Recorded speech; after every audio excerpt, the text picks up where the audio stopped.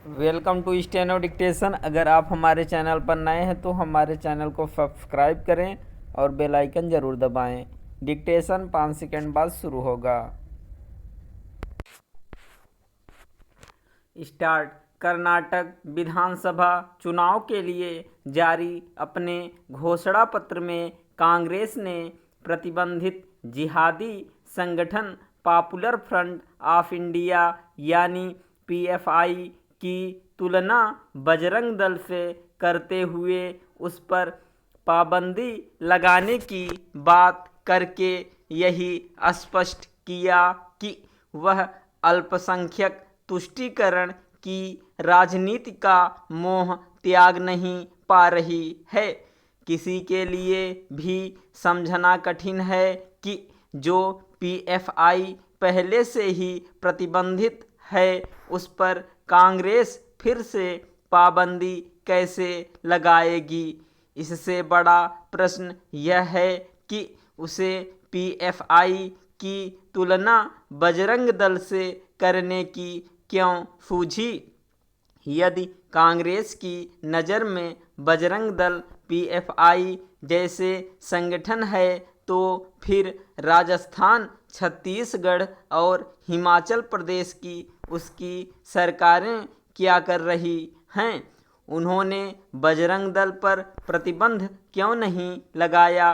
क्या कांग्रेस यह कहना चाहती है कि बजरंग दल कर्नाटक में तो प्रतिबंधित करने लायक है लेकिन हिमाचल, छत्तीसगढ़ और राजस्थान में नहीं।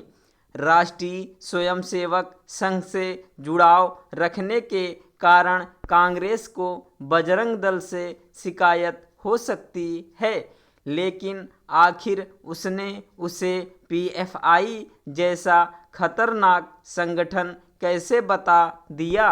भले ही कांग्रेस ने यह समझा हो कि बजरंग दल को पीएफआई जैसा बताने से उसे चुनावी लाभ मिल जाएगा, लेकिन उसे लेने के देने पड़ सकते हैं क्योंकि उसने बैठे ठाले भाजपा को एक मुद्दा थमा दिया है।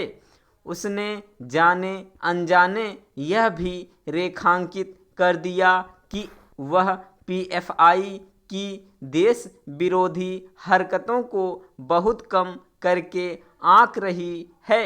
शायद उसने इससे अनजान रहना ही बेहतर समझा कि आतंकी गतिविधियों में लिप्त पीएफआई भारत को इस्लामिक देश बनाकर शरिया लागू करने के केवल सपने ही नहीं देख रहा था, बल्कि उसे पूरा करने के लिए सक्रिय भी था।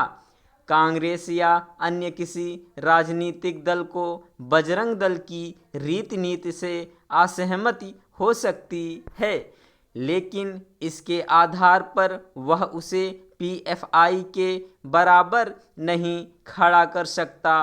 इसमें हर्ज नहीं कि कांग्रेस यह कहे कि वह कर्नाटक में सत्ता में आने पर नफरत फैलाने वाले संगठनों के खिलाफ कार्रवाई करेगी, लेकिन आखिर उसे ऐसा कहते हुए बजरंग दल का खास तौर पर उल्लेख करने की क्या ज़रूरत पड़ गई। आखिर इसके पीछे अल्पसंख्यक तुष्टीकरण की राजनीति नहीं तो और क्या है। अल्पसंख्यकों और विशेष रूप से मुस्लिम समुदाय का तुष्टीकरण करने वाली नीतियों को अपनाकर कांग्रेस अपना अच्छा खासा राजनीतिक नुकसान कर चुकी है, लेकिन लगता है वह अभी भी यह समझने के लिए तैयार नहीं कि आज के समय में इस राजनीति के लिए कोई स्थान नहीं। कांग्रेस ने जिस तरह बजरंग दल को पीएफआई जैसा बताया, उससे राहुल गांधी का वह आकलन स्मरण हो आया जिसमें उन्होंने अमेरिकी राजनयिक से चर्चा करते हुए लश्कर और जैश सरीखे खूंखार आतंकी संगठनों से अधिक खतरनाक हिंदूवादी संगठनों को बताया था। लगता है कांग्रेस राहुल गांधी के उस सोच से बाहर आने के लिए तैयार नहीं। स्टॉप।